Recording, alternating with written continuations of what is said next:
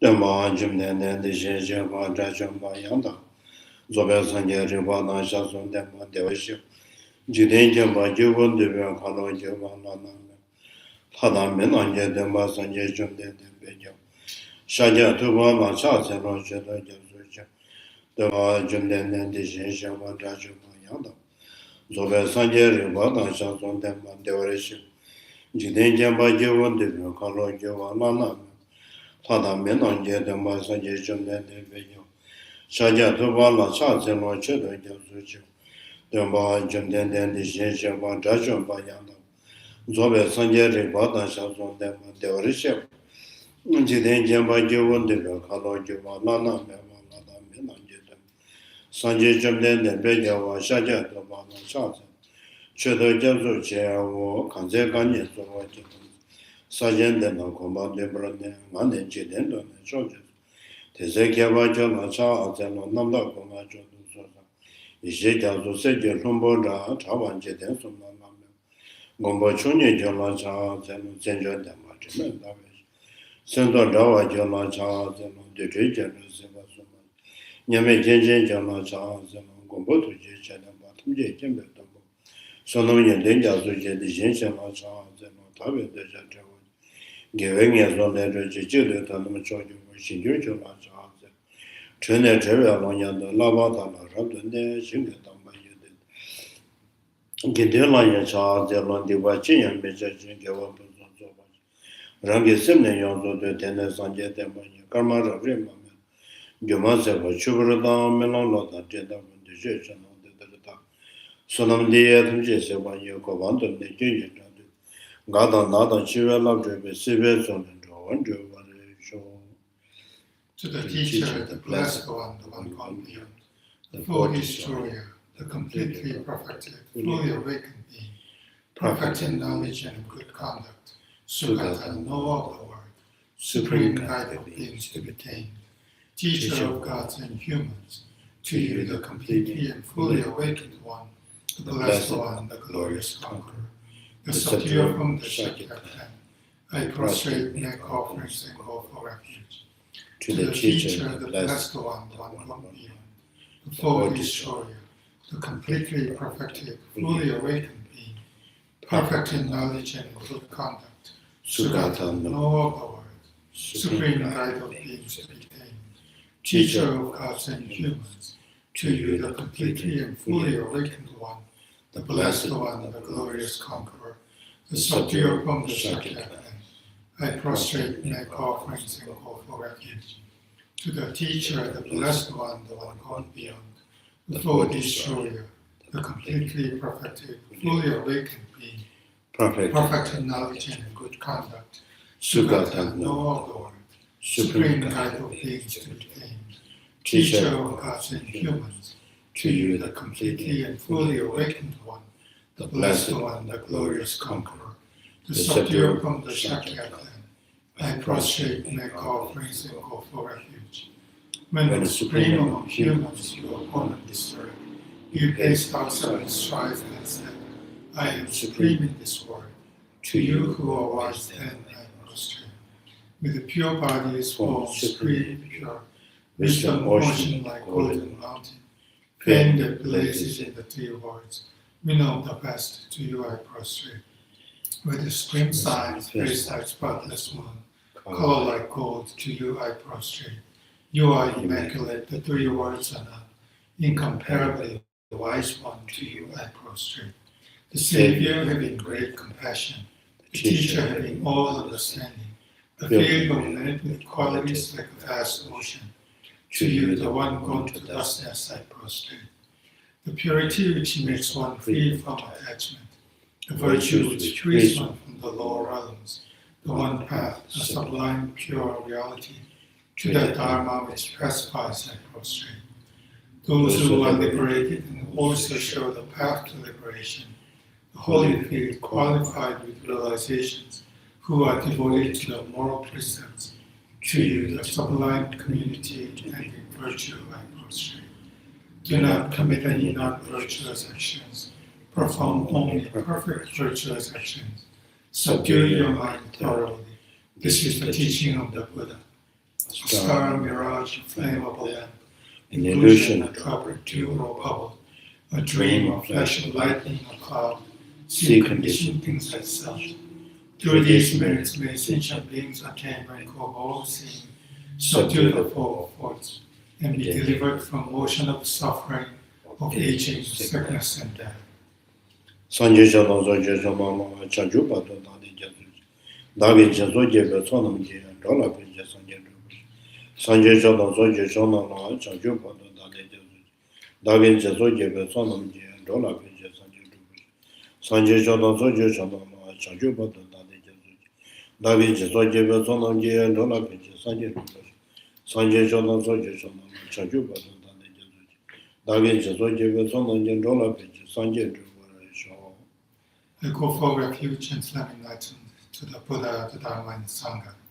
Through the merit I create by practicing giving and the other perfections, may I quickly attain the state of Buddhahood for the benefit of all sentient beings.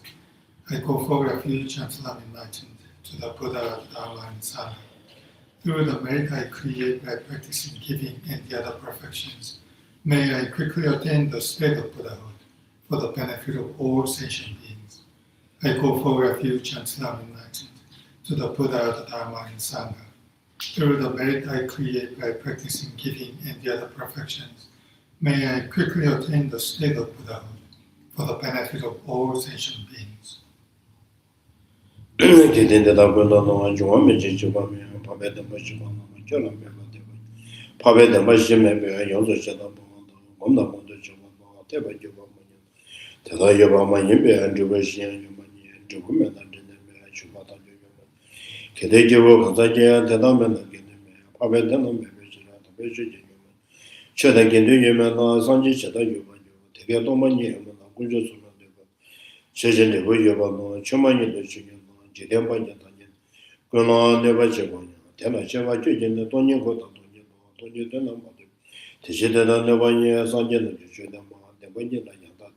Jidem Kuzu Demba no Tabetin Kanda Deba Tini, Nayana Bremission. Teda Sanje Demba no Sametina Misha, Tanyana Dema, Dembra Tabetin, Tabedina Motoba, Yanga Deba Tomino, Tomanina, Tanyana, Sheriff Jonapo. Chidadula Zunya, Rania Banjubaja, the Geshe Beshin, the Tinoka Vajin. Tibetun Shedan, Radolo Vajibani, Genda Tevajibani, Dona Tevamani. Church Donya Bonjabo, Kandema, Kana Dombaniro. Kala Donya Meroa, Tela the Juru, Generange General, Talango Bashan, Danya Javan Jubashi, Kedemana Rajine, Yurach, Tadayanango, Vano, Jujame, Vajada, one Juvatan, Chababa, Javadana, Gavada, Juvana, Tension, the Vajuba, Tena Domani, Tenedena Dabate, Tino Melon, Kajetan Mayimbe, Chuvayu, the Jadoma Mayimbe, Chuvayu. Did the women don't know you want me to do. Get into the way you want me, get in the women don't know you want me to do. Because you want me to want me, you want me to do. Can Talon Bashan, Tanya Java, get them on the Rajin or Java, the Diet of Mova, the Junior. Juvatan the Junior, the Juan, Juvatan the Junior, the Juvatan the Junior. Pabet the Bashan. Talamo Bashan, the Danya Java, Kedemo, the Rajin, Java, the Touch, the Daniel, the Mova, the Junior, Juvatan the Junior, the Chababa, the Jawatan, the Kaba, the Juvana, and the Vash, Dejan, the Wajova, Tena Domani, Tena, the new Omen, Kajetin Jomani, Bechova, but the Jotomani, Bechova, Keden the women on the Juami, Java, Pabet, the Bishop, the Kelam, the Dejan, the Jomani, the way you call it. Without the Resoma, the Rajin, Rajin, the Chichi Kudu, the Jetonian Najala Kunju, Dumera, Chichi, and Novajo, Rajin, no your nature, and one on the Vacha, Lama Rajin, whatever, Chidan of the Chija Rajin, considering a Kunjo, Novajo, I'm yet no over the Kajato, but you get Rajin. Yozo Javamana, the nature of your Rajin, the Dejan, the Children, the Bondam of the Children. Gomna Jewish at your young session, Merongo Rajin, the Rajin. Tabameva, the Chatoba, the women and the Shubata, Kedeji, the Gentleman, the Pabet, and the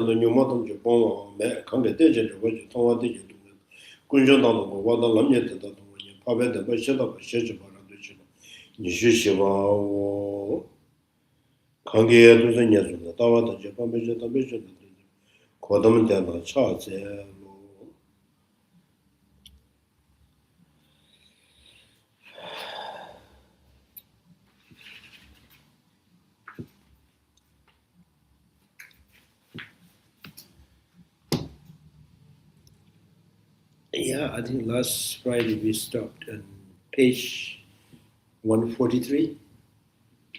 143, right? Original. Yes, stanza 5. Stanza 5, yeah.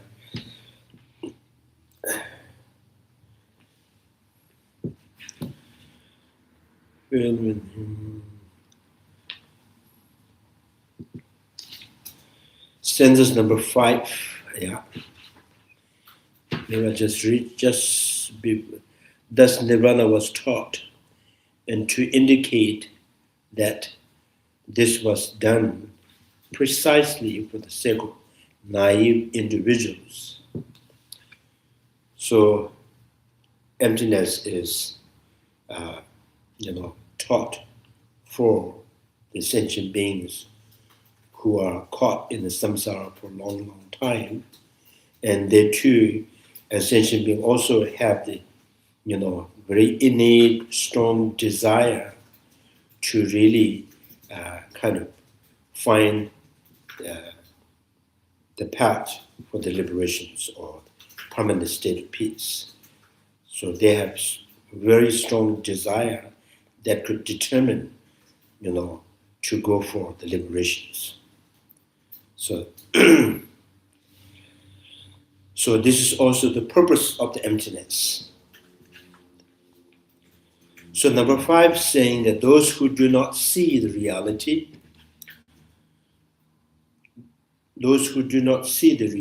presume the duality of the life cycle and nirvanas.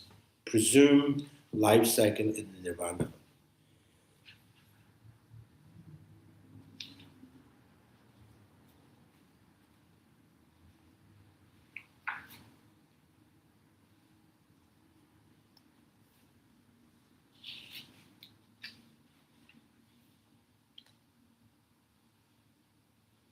So yanda madon jiden da nyamen de lomsim des. So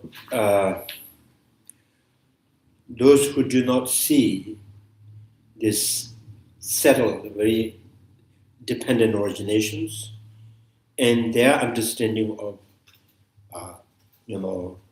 life cycle of the samsara or nirvana, the both, their understanding based on the presumptions.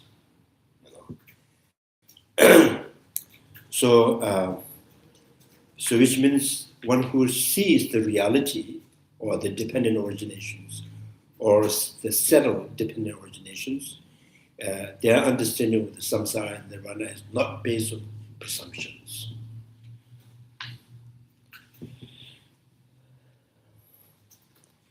So those who lack insight into the realities insist on the duality of the life cycle and nirvana, which they call cyclic life, and the elimination of cyclic life, like a disease and its cure.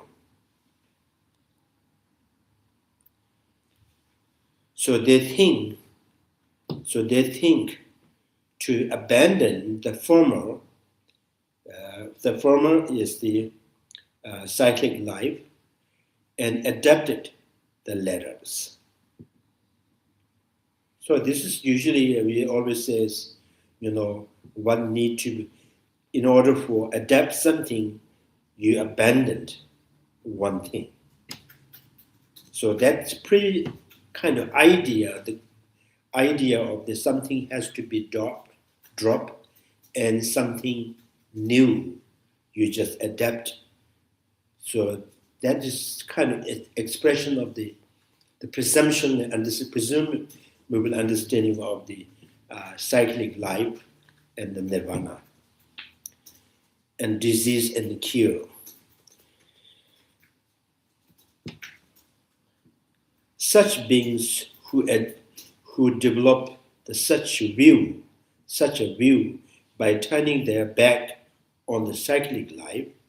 So now this is like when you based on the presumptions, you believe or you kind of intellectually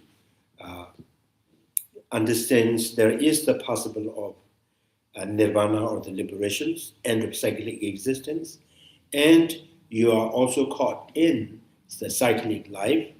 So then you kind of develop some kind of renunciations, turning the back on the cyclic life, and who generate an aspiration to overcome it. So then you just determine that I'm going to overcome the cyclic life in order to attain nirvana. Are able to easily realize the teaching of the relativities and uncreatedness of what is to be abandoned. We're able to easily realize the teaching of the relativities, dependent originations, as unarising of the cyclic life, or arising of the cyclic life as ended. Once they realize that things are unproduced,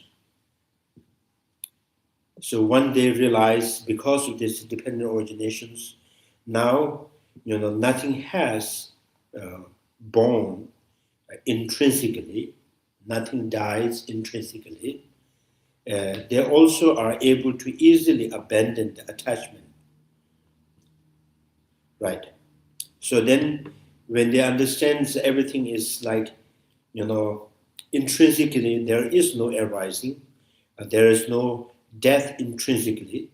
So they've kind of come to understand that everything that I see, hear, smell, taste, feel, physical feeling, or the mentally, constructs, all of them are not intrinsic, and they easily abandon the attachment. To nirvana, which respect to those things, absence.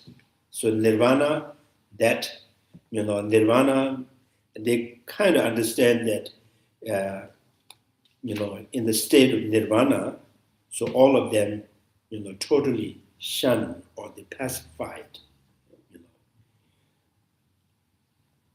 So thinking what things absence in nirvana imagine to be, and thus abiding in the insight into reality, they become noble. So they kind of thinking that all of these in mental constructs, the solidity of all kind of the objectivities or all absence in nirvana. So they still is their understanding nirvana is not beyond imaginations. So there's almost some people, some sentient beings who generate the renunciations thinking that there's some kind of substantial has to be, abandoned, and another nirvana substantial that you have, you kind of adapt it or apply it. So abiding, and there's also the abiding in insight into reality. They become the noble. So once they, no matter how they imagine, once they understand, realize the emptiness, and once they abide in it and observing it, directly experiencing it, they become the noble. So here in this Sanskrit Arya,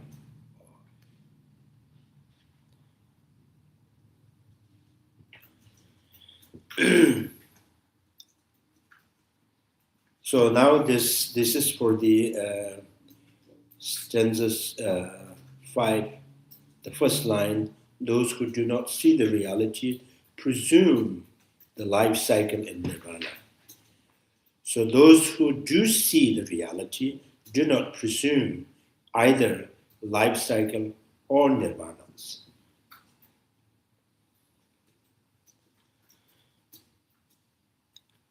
So the sentient beings who has, a deep understanding of the dependent originations, so their understanding of the cyclic life and nirvana is not based on the presumptions. So the intent of this statement is that noble ones, those who are distinguished by realizing the things without perceiving an intrinsic reality, neither construct nor perceive that dichotomy. So they don't see that cycle of life and nirvana is something, two different phenomena or apple and orange. And then they also, kind of understands that there is no such thing, intrinsically exist. There is no intrinsic, perceptible object. There is no, there's no distinctions, intrinsic distinction between cycle of life and nirvana. And consequently, through the indicating that both the world and nirvana exist only on the strength of constructions of the naive individuals. So the conventionalists, so the separations of nirvana and cyclic existence is also conventionally, and if there is some kind of reality of difference of the samsara and nirvana, with only relation to conventional knowledge, or it is that the difference of the samsara and the cycle existing is real to the, to the subject, which is, the subject which is, associated with the misconceptions. So with misconceptions, yes, nirvana and samsara is different. That does not mean nirvana and samsara is different, because it is different, real different to the misconceptions, real different or separate to the conventional knowledge, conventional perceptions.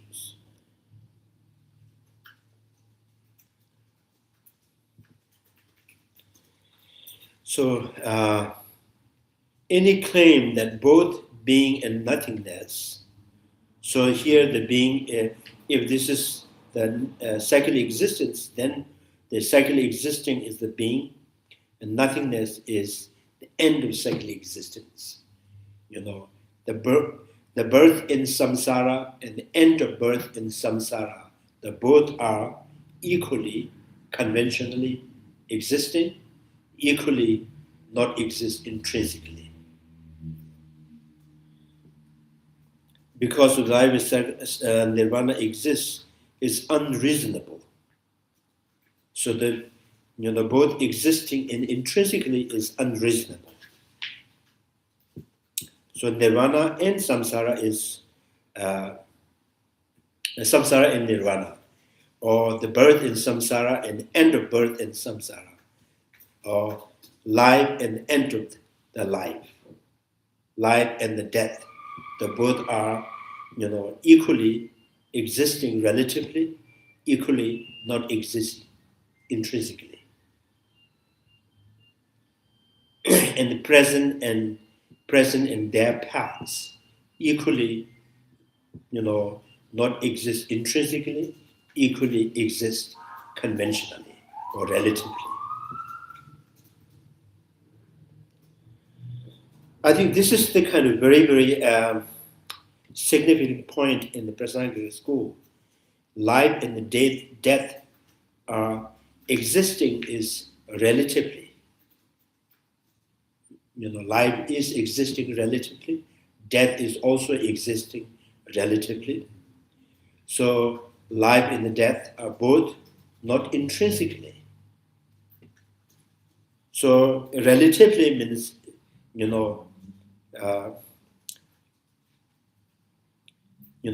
like magicianal illusions. Life and the death is existing, both in that, in the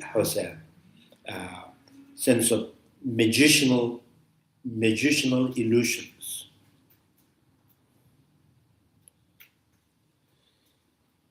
Then samsara is magicianal illusions, and nirvana is also magicianal illusions. Relatively exist. To this, the Buddhist realist reply: if both world and nirvana, mundane and the nirvana, were not taught for the sake of noble,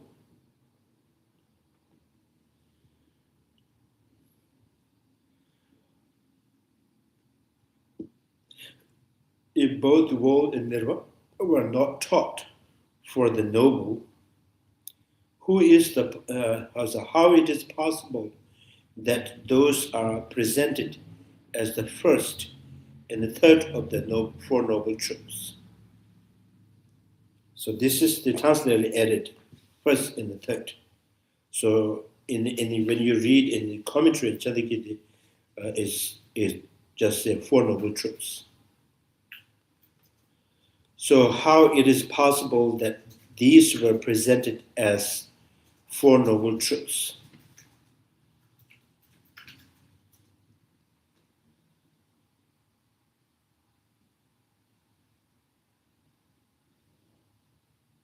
So now this kind of question is like saying that if, samsara and nirvana is, stanzas here, those who do not see the reality presume life cycle in nirvanas. Means,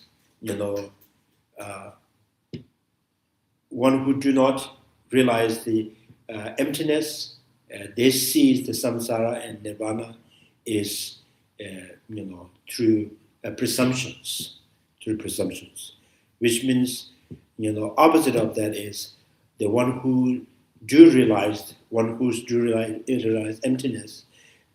The both are not,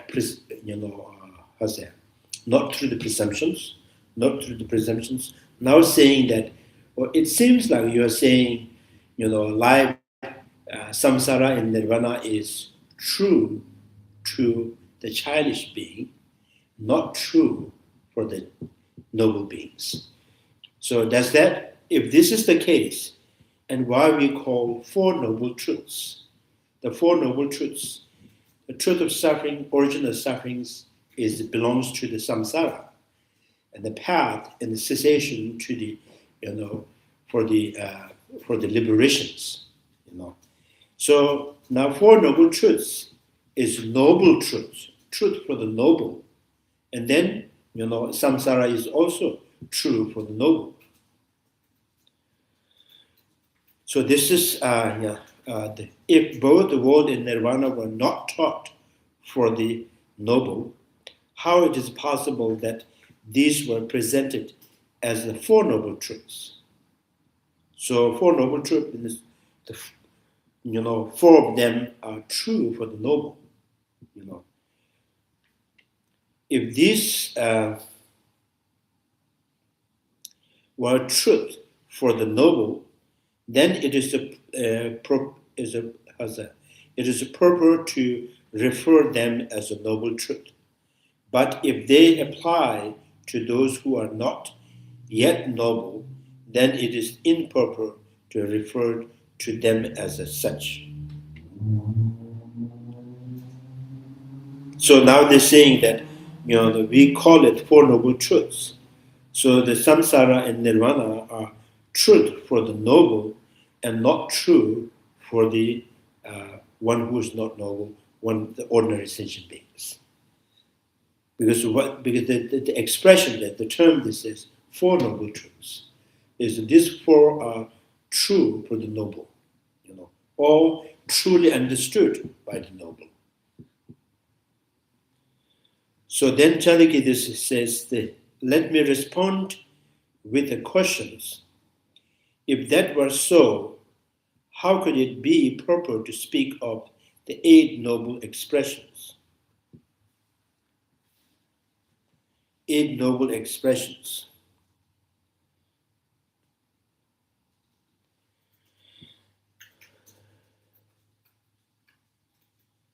So these expressions are not for the noble per se,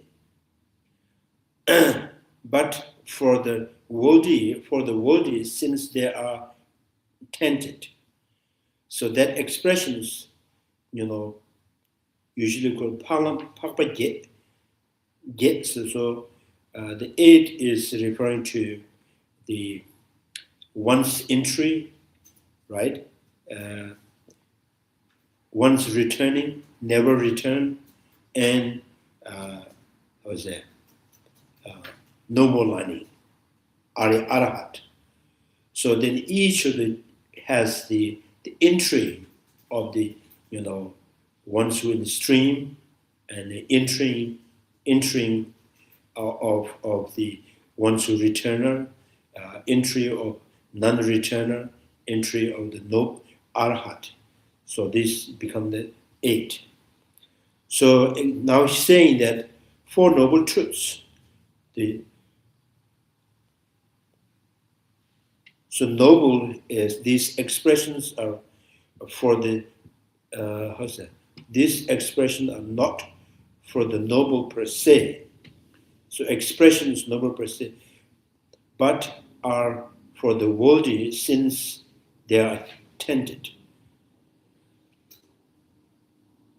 Consequently, even regarding the mundane things which are not presented to change one's nature from its actual tainted condition may also be called noble.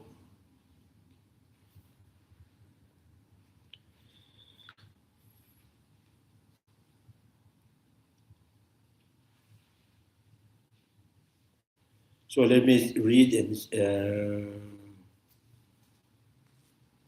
Pabet Damba Shibate Machidaru Manjurus.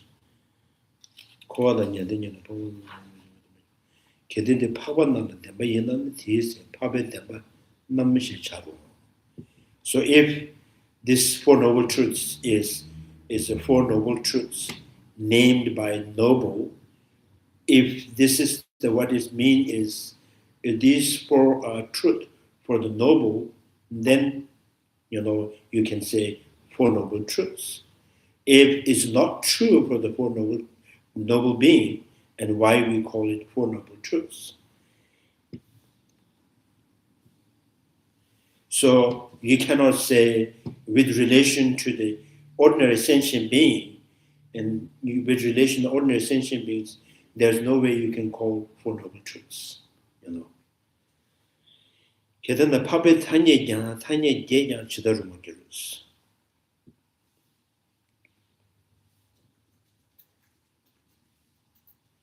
대단히 파반이지 마인지 탄예에다 사바드지.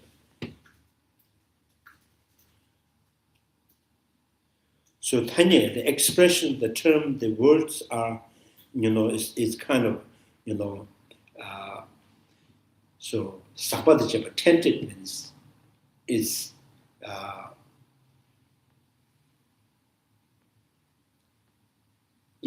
there is no such the term, the word to express any meaning as it is. So therefore, any expressions is, accordance with your conceptual perceptions. So that's why it's attended, means it's not pure, there is no pure meaning as it expresses, or there is no pure meaning any word can express as it is.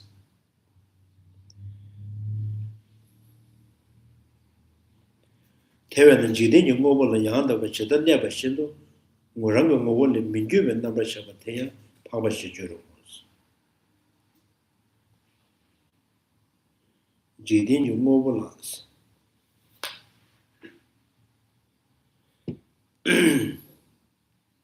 Expression noble per se, so for the worldly sins they are attended. Consequently, the age regarding mundane things which are not presented, the change. So in the ordinary world and in the conventional world, sometimes we say it's a noble, something that is, that is not changed, to, that is not got into the worse or not become,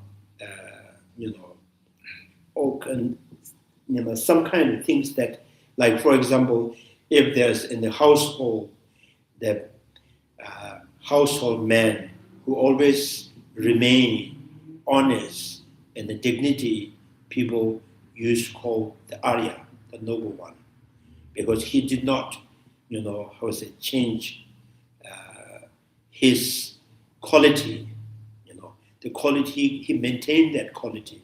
That's why in the ordinary world we call it Arya as noble.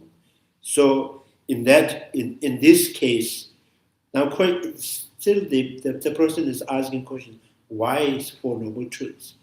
The Four Noble Truths is truth for the noble, and why we call it Four Noble Truth. Or is it noble for the childish being, because something, truth of suffering in the origin is never changed, its quality, its way, right? So from the anger, the attachments, anything that is, that as a conditions never brings any satisfactions in the good things. So in that way, not changing its quality, are you going to call it a noble?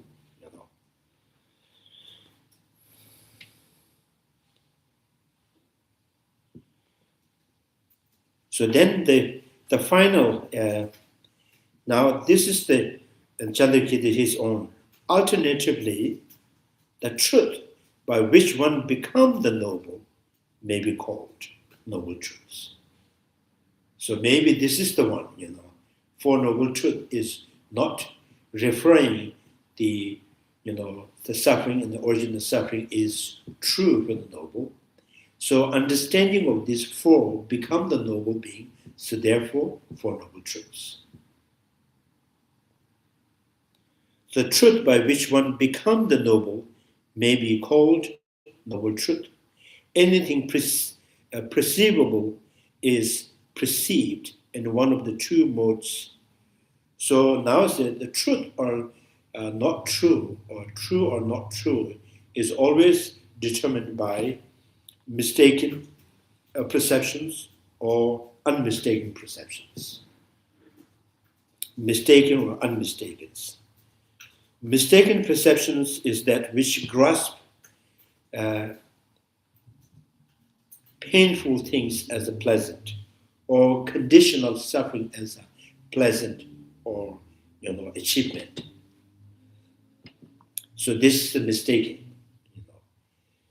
So suffering as a happiness or the achievement is the mistaken. So, truth of, Four Noble Truths, the truth of suffering is knowing, knowing conditioned suffering as a suffering is unmistaken. Knowing the anger and attachment is the origin of the suffering is, unmistaken. And so forth, since even conventionally things do not have the such nature.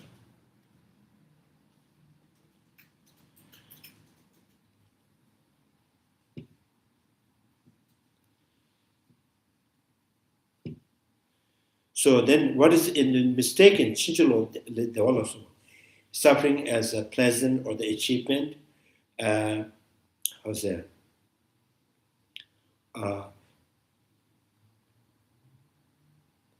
Impermanence as a permanent, empty of independent self as an independent self, and absence of intrinsic existence as an intrinsic existing of the self. This is the mistaken. So something that is not mistaken, and by understanding of the Four Noble Truths, become the noble, therefore it is called Four Noble Truths.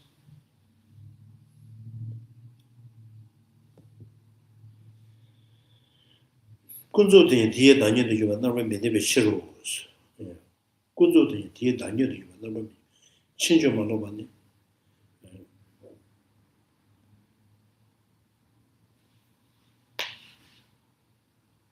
Anything perceivable perceives in the ones of the more mistaken enemies, mistaken perceptions that grasp and hold things as a pleasant, and so forth, since even the conventional things do not have the natures. So even the conventionally, even the conventionally, things do not have such nature. Intrinsic property is not even in the conventionally. So unmistaken perceptions is the suffering and so forth, since things conventionally have such a nature, just like the expression, noble expressions was applied in such context, just so is the expression of noble truths.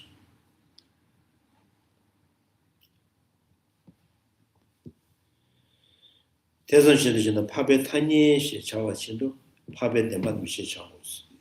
Chandrakirti is saying that in this way, Four Noble Truths, why the suffering is one of the noble truth?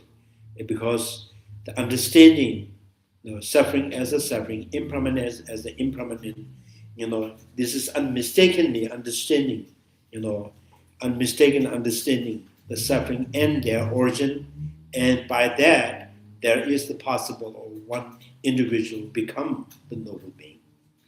And the cessations and the path lead to the liberations, understanding of that unmistakenly, then there is chances to become the noble being. So in this way, you can, if you are calling it Four Noble Truths, then Chandrakirti says, maybe I agree with that.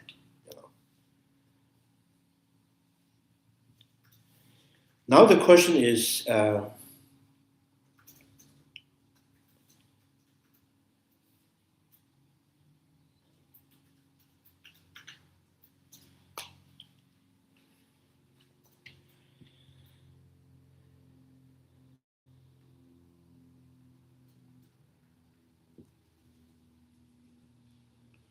so now the another analogy is just like the expression, noble expressions, tiny, expressions of noble, the expression of the noble was applied in such context. In such context means, in this way, understanding truth of suffering as a suffering, origin of suffering as the origin of suffering, and cessation, unmistakenly. In this context, such expression is noble truth. Here, Buddhist realist may object, then even the nirvana conventional truths now says, in this way, but it's not saying Four Noble Truths are truly exist. So if the Four Noble Truths are truly exist, and the suffering must be truly exist, and the origin of suffering is truly exist, then there is no need, or there's no, there's no need for finding the path to end the suffering, because the suffering is truly exists, right? So there is no antidote for that. So in that case, now this is saying, now we are dealing with true truth, conventional and ultimate truth. So between these two truths and the Four Noble Truths are still, count as a conventional truth. Even the nirvana is a conventional truth. It is just so, since cyclic life is constructions. Cyclic life is constructions.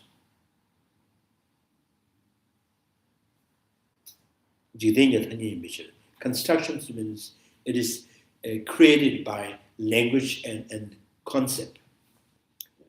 Samsara or cyclic life is constructions, is conceptually constructed, through the letters and the languages.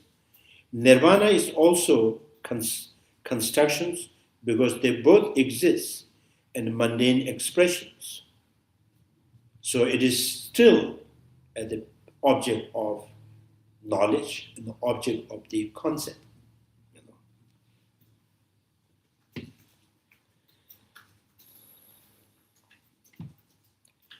So in that case now, you say Buddha, Dharma, Sangha, even enlightenment is among the true truth is the conventional truth.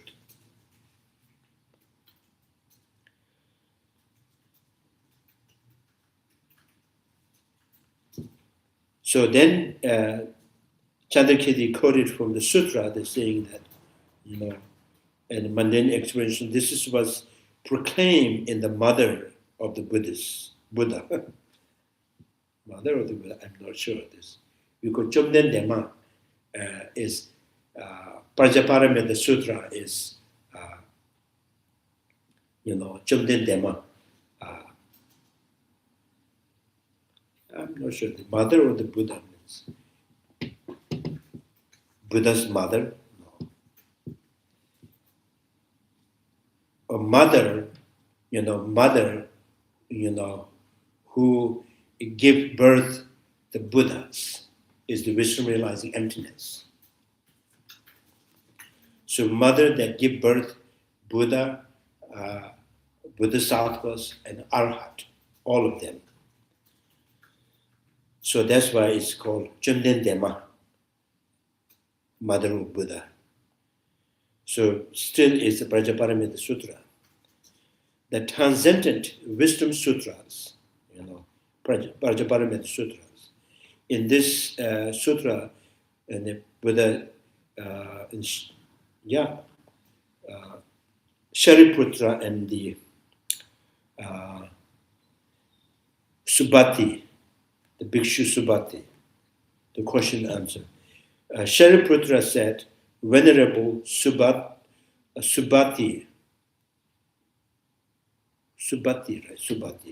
because Ramjur, Subhati. Do you claim that even nirvana is like an illusion, like a dream?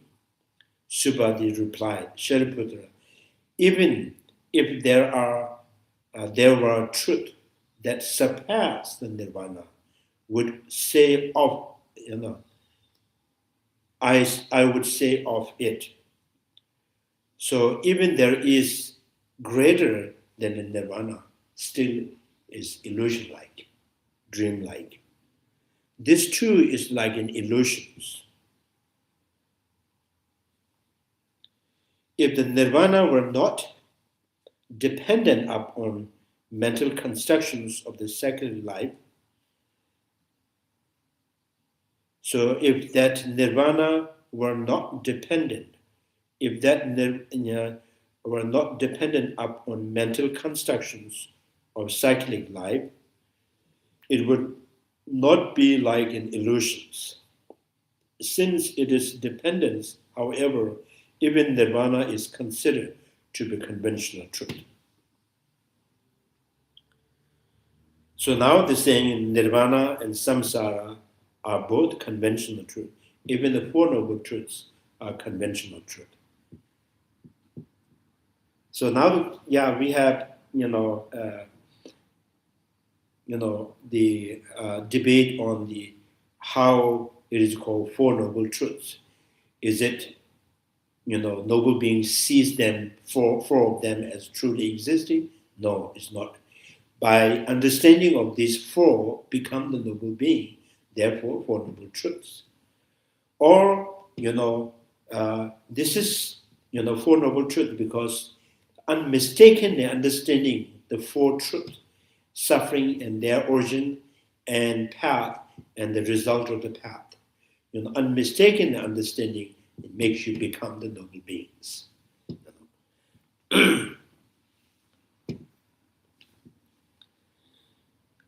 So once the nirvana is also this, illusion like a conventional truth.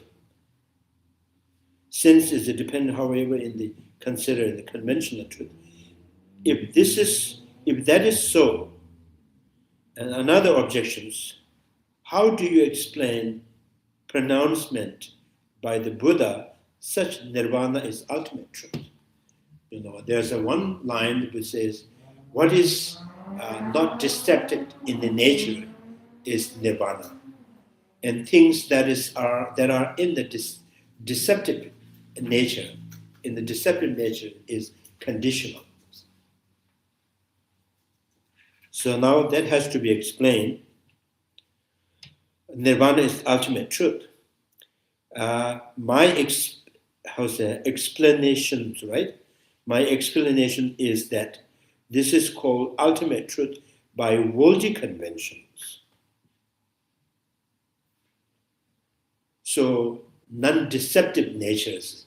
So it's nirvana.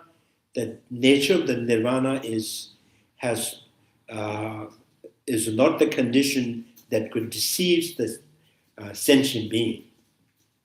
Or, deceive the sentient being means nirvana means the end of the birth in the cyclic existence. So that never change. Nature of the nirvana is not going to change. And, change the quality or change the nature. Once you attain the nirvana, and that is the end of the birth in cyclic existence, there's no possible of returning back to samsara. In that way, is non-deceptive nature. So Chandrakirti is my explanations, ultimate truth by worldly conventions, because it natures non-deceptive with respect to the world. For the sentient beings. So it's not going to deceive the sentient beings. Anything created is deceptive and is not ultimate truth.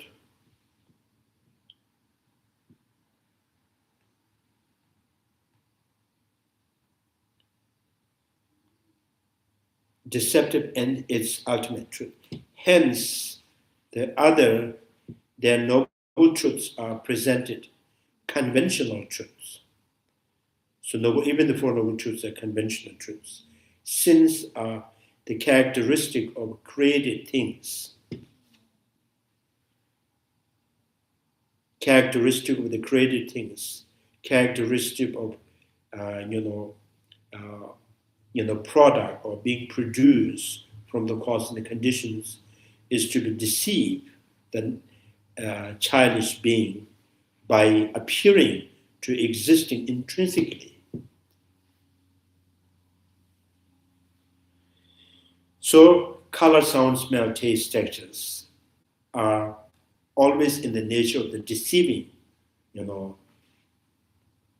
deceiving by appearing to be existing intrinsically to the sentient beings.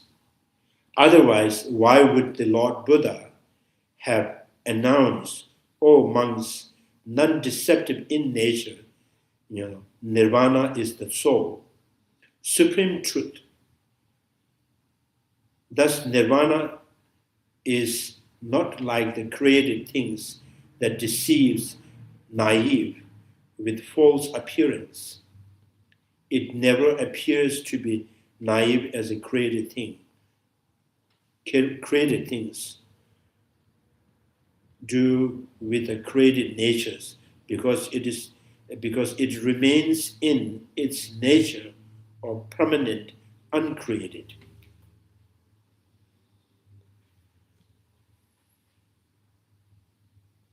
So, when Buddha says, "Oh monks, what is that thing? What is that things that never deceives the sentient being?" Is nirvana. What is that thing, that constantly deceives the sentient being, or is a conditional things, things that are constantly changing, that deceives the sentient beings.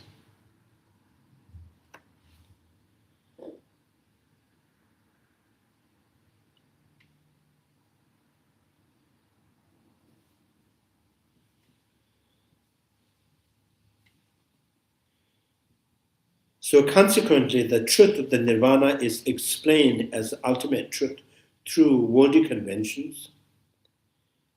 The truth of the nirvana is explained as the ultimate truth through the worldly convention because it always remains in its nature of the transcendent suffering. So no matter, how sentient beings, construe the meaning of the nirvana, so nirvana never changes its nature. Its nirvana means its end of the birth in second existence, and it has always remained like that. No arahat who has attained nirvana never returned back to the samsara.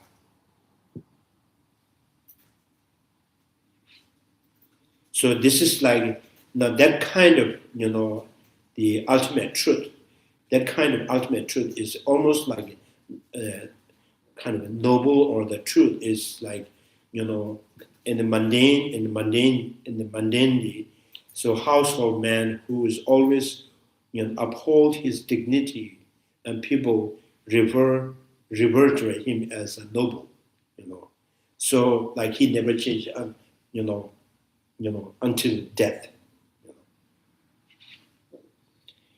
Hence, in order to establish that that the noble who dwell in the vision of the ultimate, in order to establish that noble, those who dwell in the vision of the ultimate do not perceive either cyclic life or nirvana. So it then says, in a conventionally, there is, something that ultimate truth, which is nirvana that never deceives, and other than nirvana, everything that deceives the sentient beings. And then the saying that, and what is that thing, in the face of the wisdom realizing emptiness? Is there any, samsara and nirvana? And then says, there's nothing. In the face of the wisdom realizing emptiness, there is no cyclic life, and there is no nirvana. There's no attainment. So it's, the same goes like in the Heart Sutra. There's no attainment. There's non-attainment. So bodhisattvas and abide in perfection of wisdom.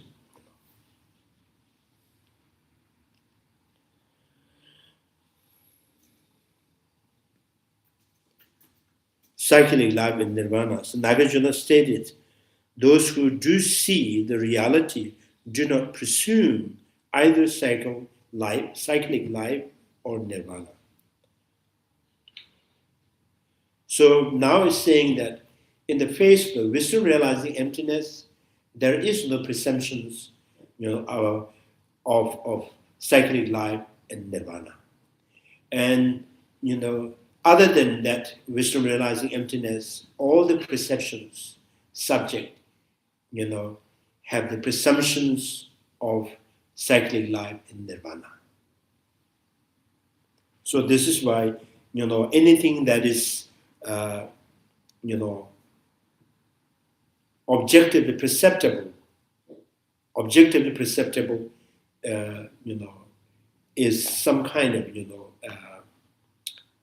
it's the mode of the misconceptions, the grasping of the things, and anything that is perceptible, something that conceive the perceptible, knowable, and so independent or the single unit is the nature of the way of conventional perceptions. But in the face of the wisdom realizing emptiness, there is no perceptible. There is no any single unit or any entity or the non-entity.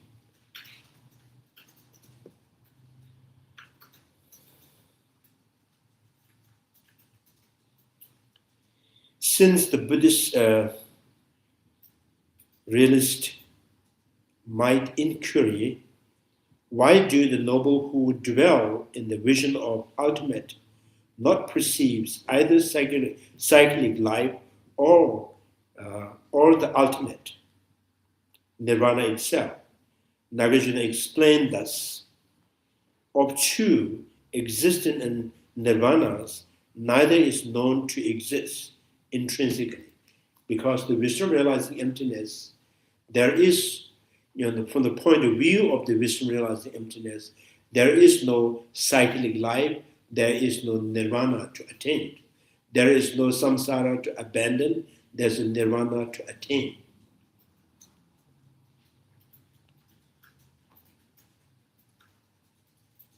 So when you start seeing two single unit, two separate, which means always perceived through the conventional.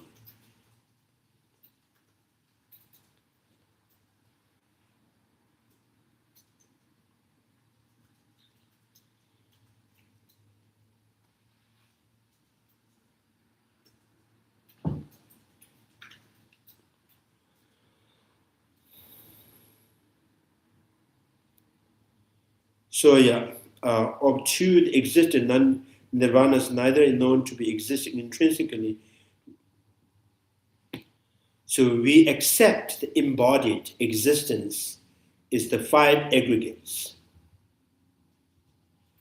Existence means samsara, cyclic life, cyclic life, the base of the cyclic life, and the base of the notion of the cyclic life is the five aggregates: body, feeling, emotionals, perceptions, thought, discriminating. So these are the five aggregates as the base of the notion of the cyclic life. What is cycling right now? Yet, because of their relativities, these aggregates themselves lack the intrinsic objectivity.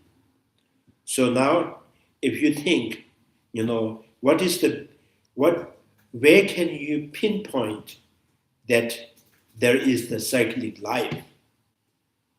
So if you really want to point or touch or feel the cyclic life, and you can only feel and touch the body, feeling the, experience the feeling, experience the emotional, experience the thought, experience the perceptions, the eye consciousness, seeing, hearing, smelling, taste, and feel. This is what you can experience in cyclic life. So then the question is, you experience the cyclic life when you experience the body. does that mean your body is cyclic life? If the body is a cyclic life, so then does that mean that end of the body or the cessation of the body is nirvana? Or if this is the if the body is samsara or the cyclic life, then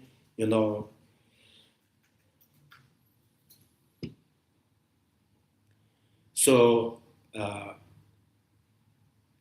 when the body died, so there is no cyclic life, or at the end of the cyclic life. So, or the body is not the cyclic life, it's not samsara. In the first, it says it never cycles. It's one kind of use and throw product. Once you have, and then die, and throw it on the ash, on the oceans, or give to the eagles, or turn it into ashes. The use and throw. This is the body. So how this body become cyclic life. So now saying, based on this body, you understand the cyclic life, because as you acted,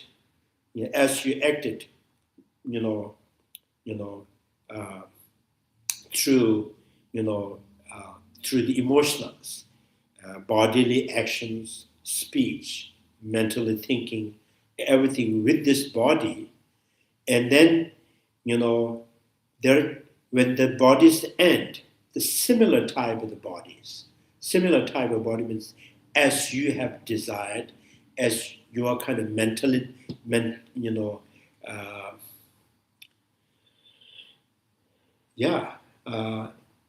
so as you, acted out as a karma, the volitions, then it gives rise similar result to the next body. So there is one body ends, another body starts. So the continuation of this, the body is called cycle. Not this body is cycling, but with this body you can understand the cyclic life, cyclic body, cyclic emotions, cyclic mental formations, cyclic perceptions, cyclic feelings and thought and the desires, So if this with this body you always you always desire for five sensual objects, the next body after the end of this body, another body have same desire for for form, smell, taste, and textures. And similar to the feeling and emotionals, you have anger, attachments, always with relation to the five sensual object. And next life, the same thing. You have reaction with five sensual object. If someone who has generated the real kind of realizations that this is the having the craving for five sensual object, or greed, the craving for the five sensual object is negative, and then try to apply the remedy through the concentration meditations. When you reduce the suppress, or reduce the kind of abandoning for temporarily the desire for the five sensual object, you may have not same body next life. Same body means not same body who's going after the sensual object, but you may be born in another form of body, so they have another level of the attachment. So your attachment for the mental comfort, mental, the pleasant and pleasures, So then again you see that is also become the problem, and then try to apply another antidote to overcome that. But still you are in cycling in samsara. So now, so to end it, the cyclic life means, as the constant attachment, changing the object. Right now you have attachment to the five sensory object, and another level you do not have the attachment to the five sensory object, but you have attachment to another object. Keep changing the taste of the attachment. Still, how much you have accumulated the merits, how much you have gained the concentrations, even the clairvoyance, how much, but still stuck in samsara. So the why is samsara means now it's propel you in a different form, different life. So to end that is saying that if there is nothing to attach, everything's, now you start seeing that everything is illusion-like, magicianal illusions. And your mind has totally stopped obsessions and the fixation with the object. And then you start seeing clear as it is. Everything is reflections, like magicianal illusions. And while you're seeing all form, sound, smell, taste, textures, you're also enjoying in that, you are still attain nirvana. So nirvana does not mean you have no form to see, no sound to hear. So, mind being set free from the attachment with the object is nirvana. It is not nirvana does not mean you have no form to see, no sound to hear. So this is why at the end, who understand the cyclic existing, as it is nirvana.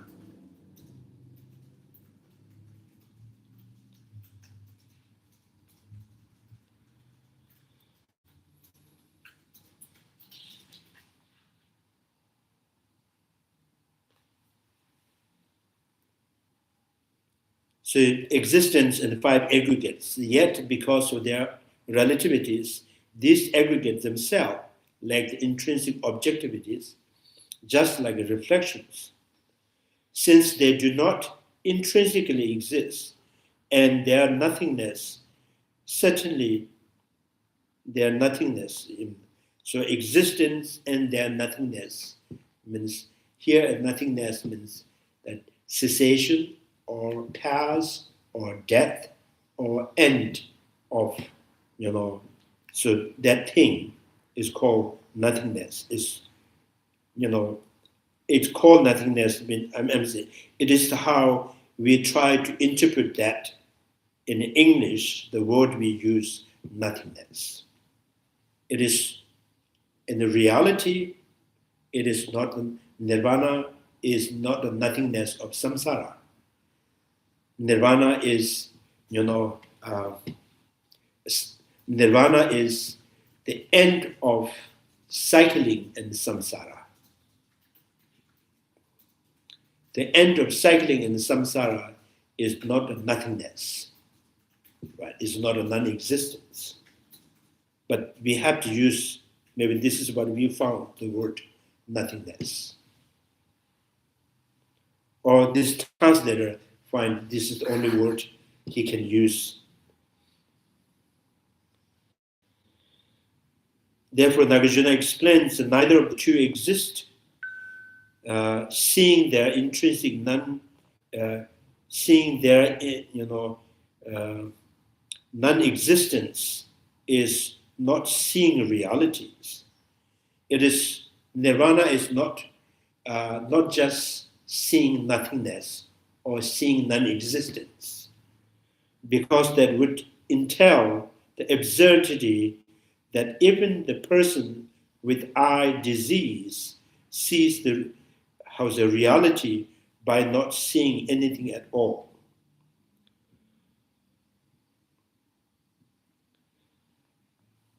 I think the word is not really clear here. Seeing something non-existing is not nirvana. So if seeing non-existing, is nirvana, someone who sees the unicorn is nirvana. Someone who sees double moon is nirvana. Someone who sees the bald man falling, hair is on nirvana. So nirvana is not about seeing non-existence. So nirvana is seeing things with not intrinsically, So that's how they enter into nirvana. The noble do see the reality, while those who see the nirvana as intrinsic and intrinsic non-existing are simply unfit to this. If nirvana were nothing at all, how can one account for the expressions noble individual attain nirvana? So then now at the end says that what is nirvana? Anticipations, this Nagarjuna says, the final, the kind of you are really want to know what nirvana is. Then the latter part of the stanzas that says the full understanding of existence is what is called nirvana. So if you start to knowing everything, not disappear, but they don't have any intrinsic existence. And then by remaining with that forever, your mind is so convincing, totally and completely understood this nature, So, and then there's called nirvana. That's called end of cycling. That is called end of attachment. So no attachment to any object. The objects still remain existing.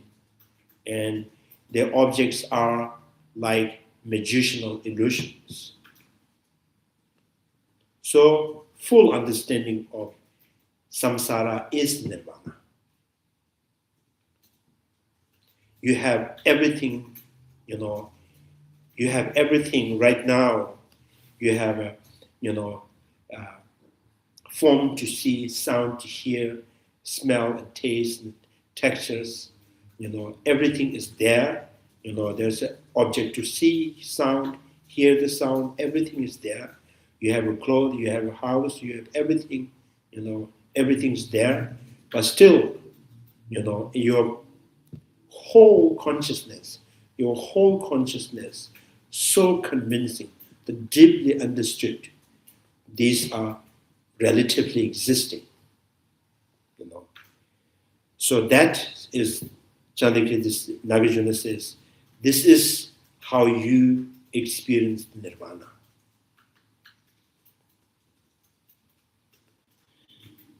So nirvana is still, it's at the end saying it's not a nothingness. It's not a non-existence.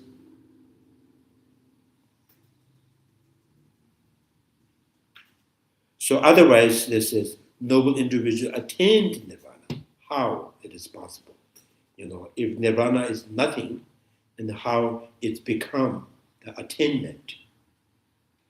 And then how it is possible one who has attained nirvana?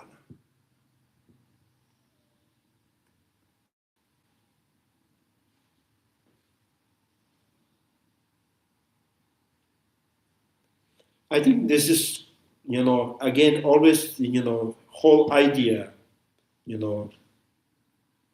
we always, press to the Buddha Shakyamuni, subdue your mind thoroughly. This is the teaching of the Buddha. So the mind subdued thoroughly means mind completely set free from attachment. And every object is still there.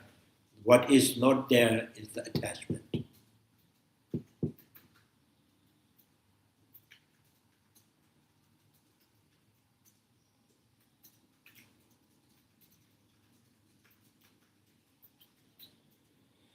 So now when you understand attachment and no attachment, but still the object is still there. They are form to see, sound to hear. And, with attachment and without attachment, it's almost like,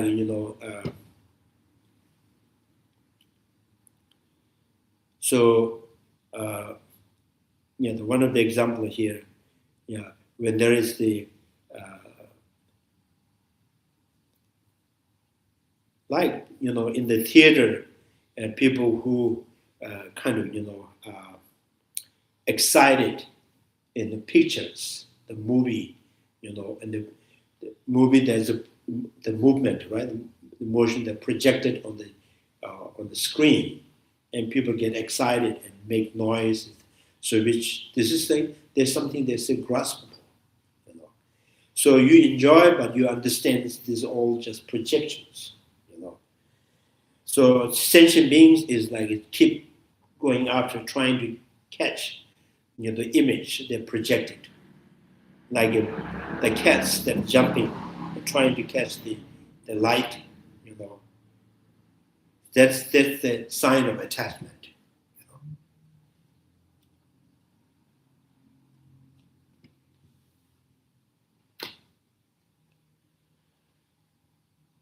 So then also this sign of attachment is being active and excited and to try to catch or is trying to abandon abandon something, trying to gain something. So it's emotionally get excited into mental projections. So those mental projections called, the nut that sees the tide in the space. So conceptually, tie the nuts in the space, and emotional is trying to catch, to untie or hold on that nut. So this is the,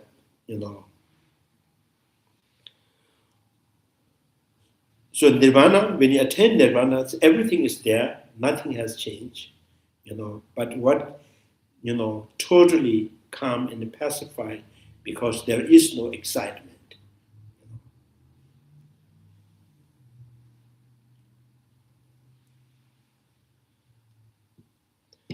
So such full understandings does not perceive any real absence of the intrinsically objective creation of existence.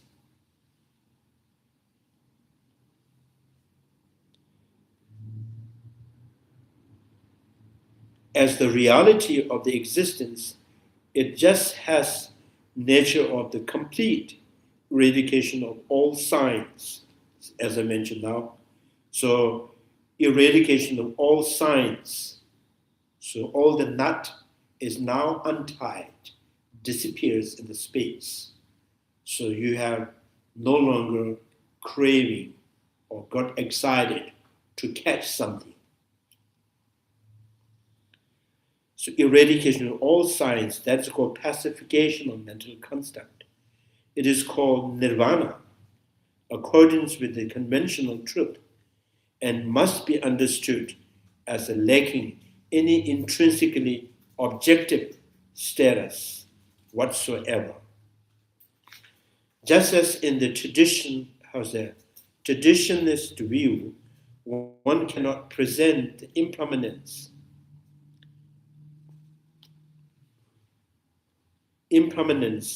whose insubstantial nature lacks status, intrinsically objectively established.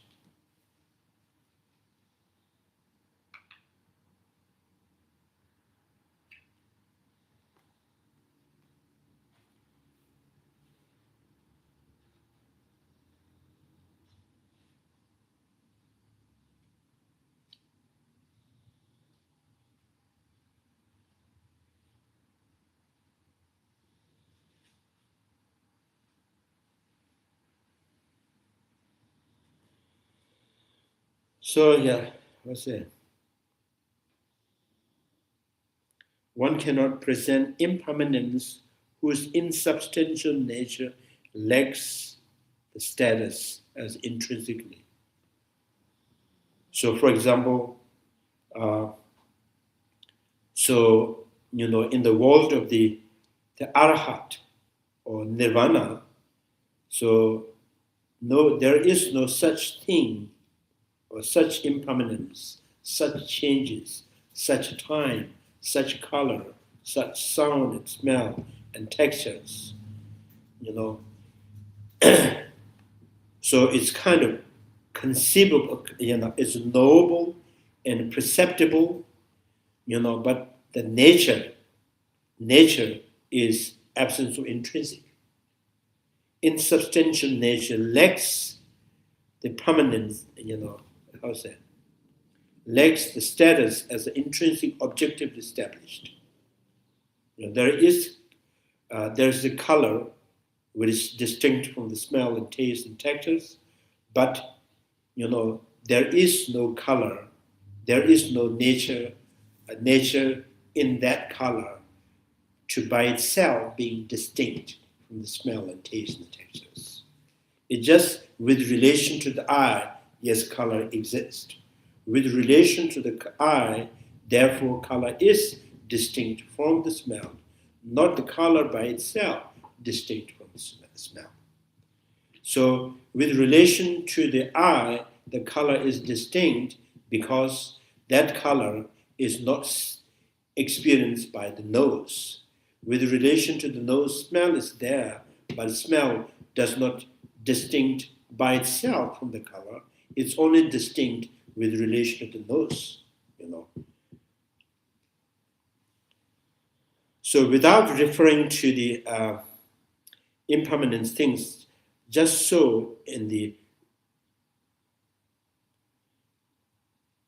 is taught that wise also cannot conceive of anything whatsoever called nirvana. So nirvana is not the object, conceivable object or perceptible object or, the independent single unit, even, independent single unit to one who is in the nirvana. The mind in the nirvana do not cease. There is some kind of nirvana they are in, So they are not out from second existence, which is substantial. So they kind of understand, cyclic wide and cyclic existence, they come to understand very closely the cyclic existence, and the cyclic life is shy away. So that is nirvana.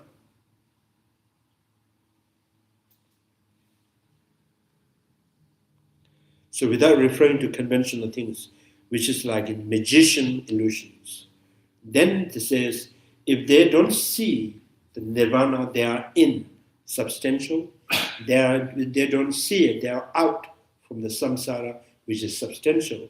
And what they see is, they see even the nirvana is magician illusion.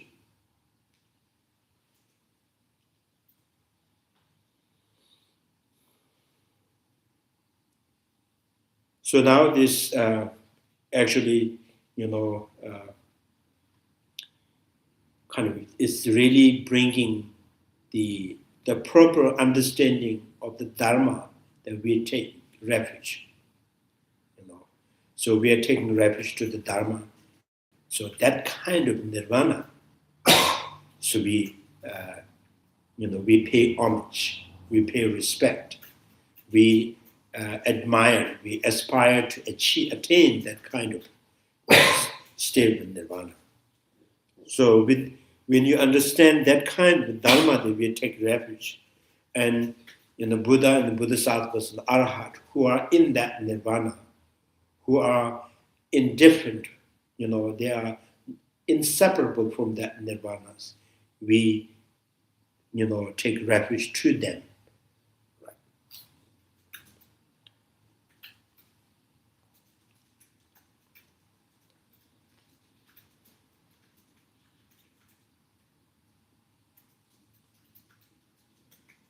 So yeah, that is a whole idea of I go for refuge to the Dharma.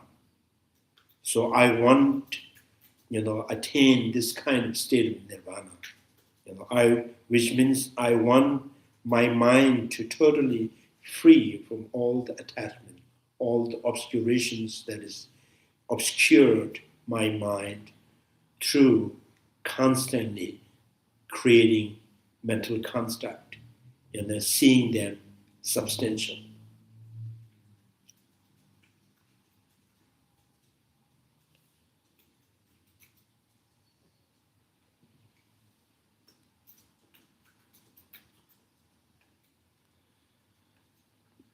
Any questions?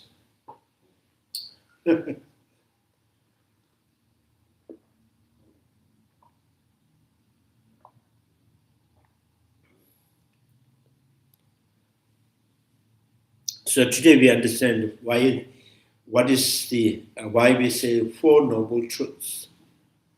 So since in Prasanga school, we are rejecting the truly existing, intrinsic existence. While we are truly rejecting that truly existing, but we also say the Four Noble Truths.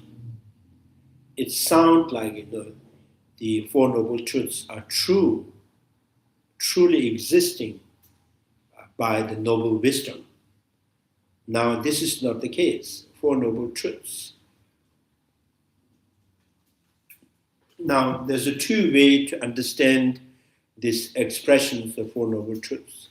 One, someone who unmistakably understands the suffering and their origin of suffering, unmistakably understands there is the path lead to the liberation, and there is the cessation of cause of suffering. So in this way, you become the noble being. So therefore, this is the Four Noble Truths. Or this is the, one who become the Four Noble Ones. So therefore, Four Noble Truths. Or it is, conventionally, for the mundane, is unmistaken. Mundane understands the, mundane, they kind of understands in the opposite way, and how they understand the opposite way, they understand the condition of suffering is a pleasurable achievement. And they understand impermanence as a permanent. They understand no independent self as an independent self. They understand, kind of the intrinsic, no intrinsic I as an intrinsic I.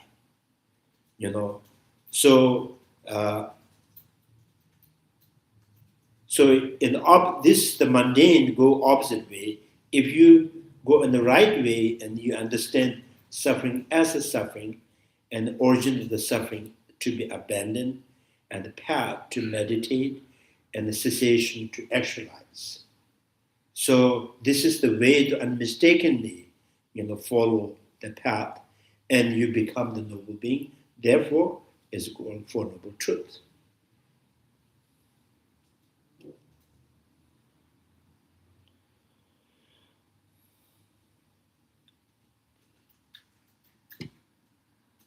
So, or you can say, for unmistaken knowledge to become the noble being. So therefore, Four Noble Truths.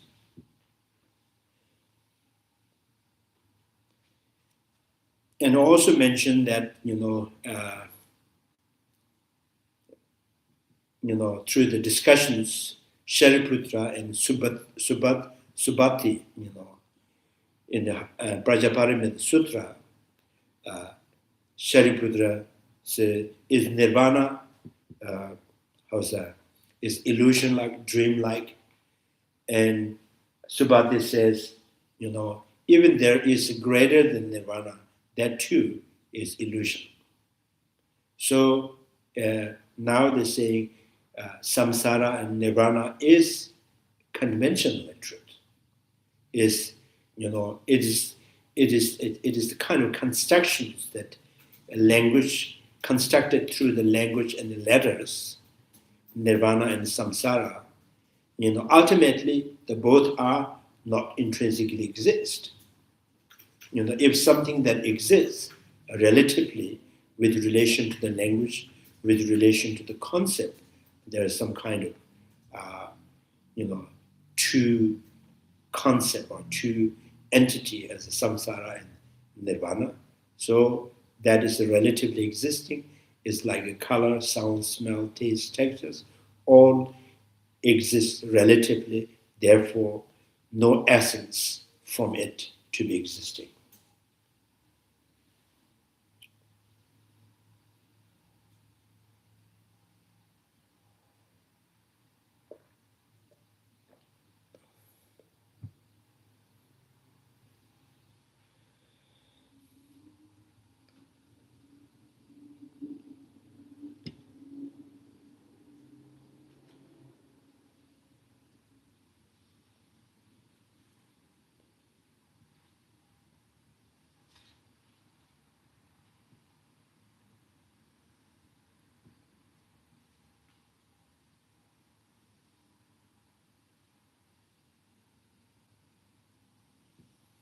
Yeah, I think maybe I should stop here because if I read continuously, then even one page contains so many. so, so,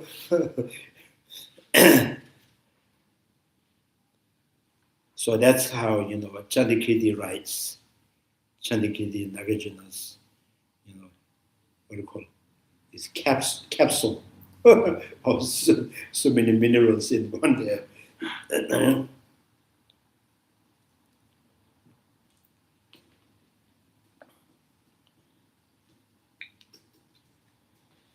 So, and the main points, the stanzas number 6, the second line, the full understanding of the existing.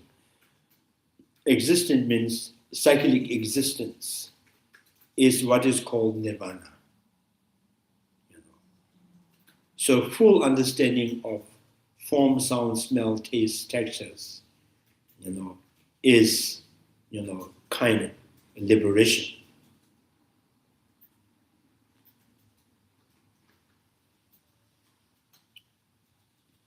So another word, full understanding of color, sound, smell, taste, and what is the half understanding? So we see there is the color, there is the sound, there is the smell, there's taste, it's a half, maybe not 1% understanding. But and how you prove that is you are not fully understand? Because we have no idea, how the color being existing. So we have no idea is color existing in the eye sense power, or its color exists within the space, or our color existing within the form. We have no proof of it. It appears to the eye consciousness. That is the only we can say, I see the color. Maybe it's too much to say I understand the color.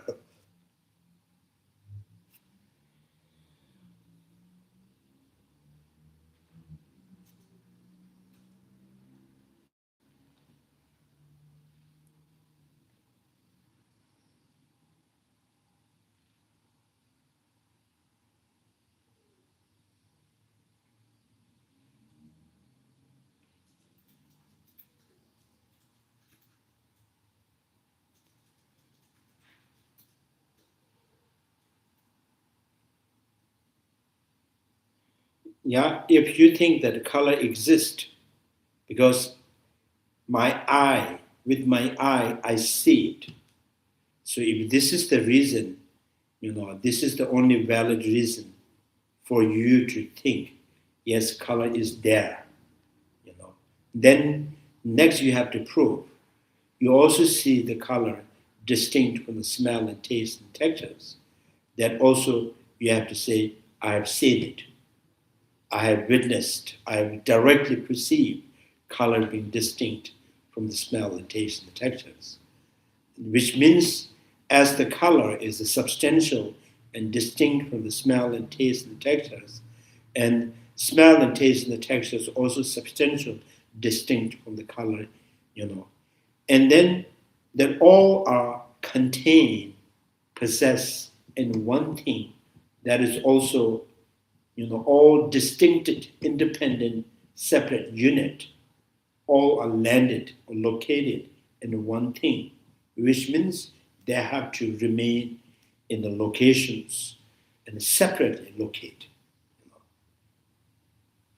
So, which means we haven't really, realized, how color existing, how smell existing. We only say, I smell it, I see it. So, just by seeing and smelling is not, not enough or not valid to say you have fully understood the color, smell, and taste and textures. So this is why every consciousness, the perceptions, seeing color, smell, taste, textures, is always, how's that? With by seeing the color, that you have already deceived the mind, right? That deceives the mind. That deceives the mind, seeing the color, sound, smells are objectively exist, intrinsically exist. So you have no valid perceptions with eye consciousness, no valid perception with air consciousness, nose consciousness, tongue consciousness, even the mental consciousness. So there's no valid. Therefore, remaining as a mundane, and you have no found the real path for the sustainable, reliable peace. So to find the sustainable, reliable peace, you have to have a valid perceptions. Therefore, you need noble wisdom, noble eye. So, so that noble eye is first begin with understanding of the suffering and their origin of the suffering, and finding the possible of origin of the suffering is needed to be abandoned, and find the actual path that you can meditate, and through that you see the possibility of liberations. Then you can try to understand and actualize the cessation of the suffering. If everything, your perceptions is valid and enough to understand everything is as it is, then you don't need noble path, noble wisdom, noble eye, noble path. And you have no desire to go after the peace, because you have enough peace, sustainable, reliable, and your mind is totally under control. So when your mind is not totally under control, your mind has no control how to, what object to place what object you want to place your mind onto. You have no control of it. You have no, authority on your mind. So which means your mind is not stable, not tamed. Your mind is not peaceful enough.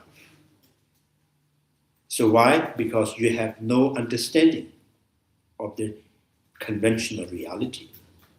So the fully understanding of the conventional reality is kind of here saying this is nirvana.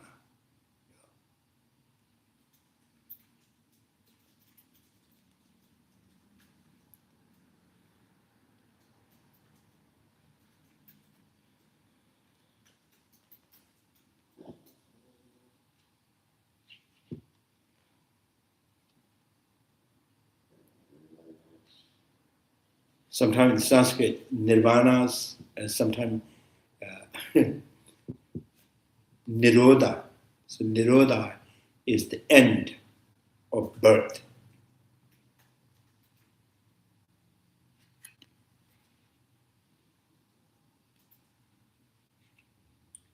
End of birth. End of birth. Yeah.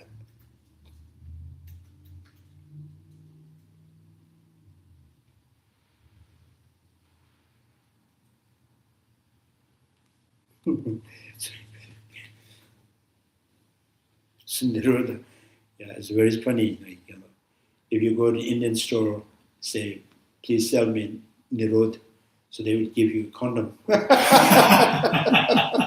so there's the, is the kind of is prevention of the birth.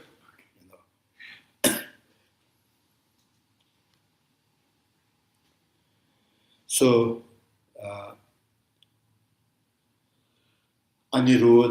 anirodams, the praises to the Buddha, anirodam,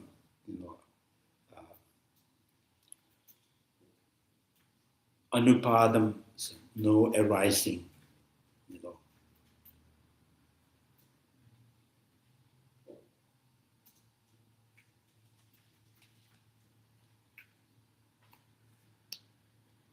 Any questions? No questions?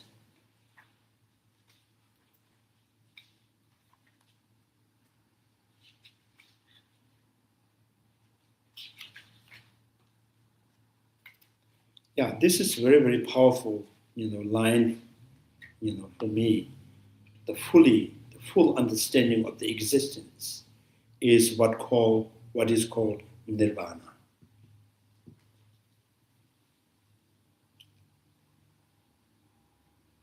So if you completely and totally understands, how the color being exists before your eye, and maybe there is nirvana, So no longer, attachment, through the color. So you see, just because I have this eye sense power, and because of the light and space, so there I see. There is nothing out there,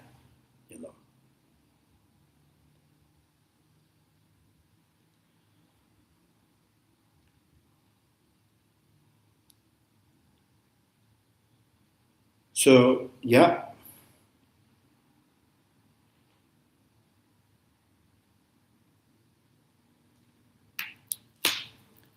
Okay. Chanju simjo rinpoche, ma jeba na geshe, jeba nyamba, meba nya, kondo pewash. Tonye tawa rinpoche, ma jeba na geshe, jeba nyamba, meba nya, kondo pewash. Pama simje tamje, dedan denjuji, nyenro tamje, tado tonwa, chanju simba kana sushu, tada bunje, molom jubje ruji, kare rabe kobe shima, penda dewa malun jungwe, chere sama, tenzin gyazi, shabe side bado denju ruji.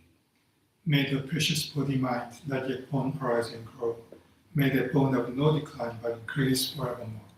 May the precious mind realizing emptiness not yet born arise and grow. May the bone of no decline but increase forevermore.